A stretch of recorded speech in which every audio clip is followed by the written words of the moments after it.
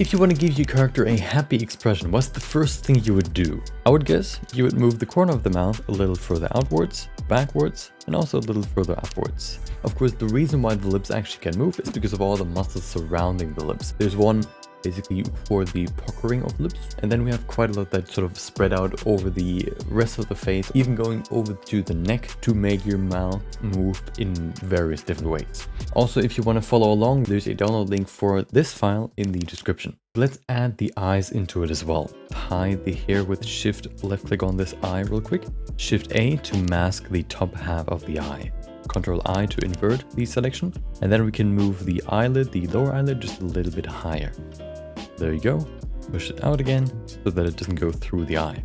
There are muscles that move the eyeball in different directions, and then there's a big round muscle going around the eyeball. It lets you sort of erase the lower eyelid and kind of pull the cheeks up a little bit. Alt Q to switch the sculpt, and then we can change the eyelashes as well.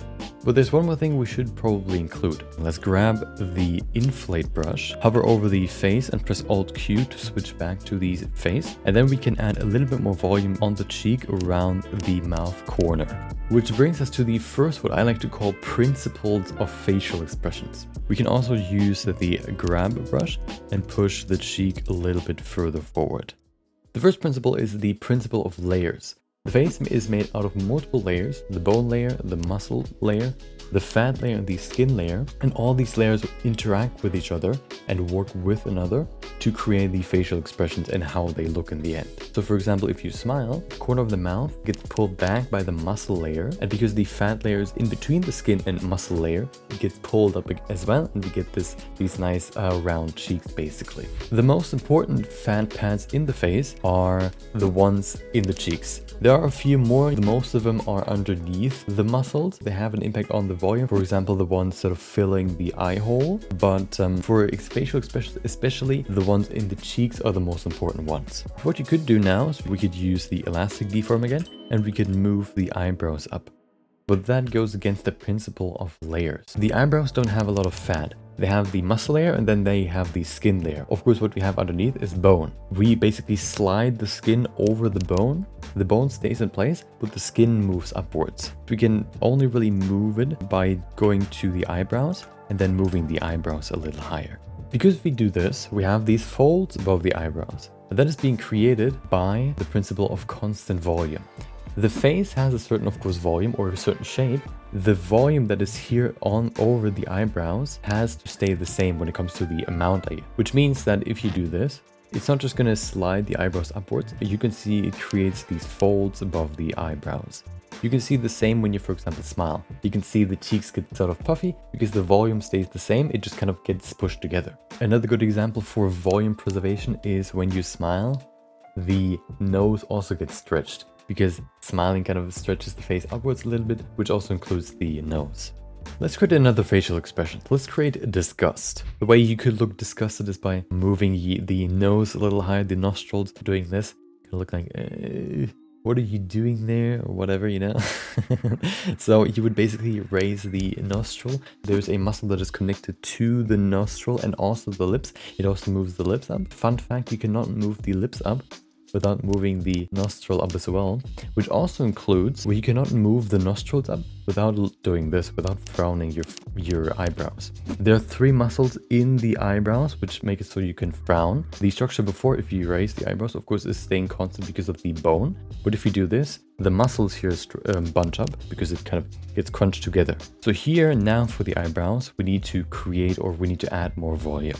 We can just use the elastic deform first of all and push it down a little bit. Then we can switch to the inflate brush, and we can pronounce that frowning or that bunching up of volume even more.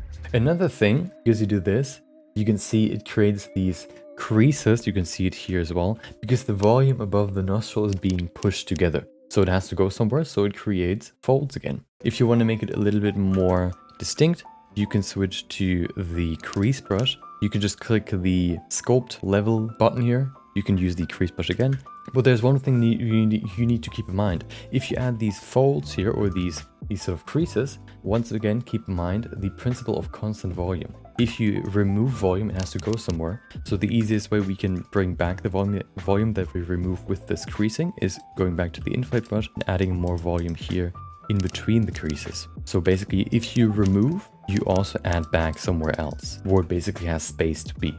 Once again, we need to move the eyebrows forward. So let's Alt Q to the eyebrows. Let's use the elastic deform, move them forward, and there you go. Let's also include the eyes. The eyes fairly simple. As you can see, she's kind of doing the same as if she was laughing. Alt Q back to the face. Shift A to mask the top part. Pressing 3 if it selects the lower region as well. Control I. And then we can move the lower eyelid higher.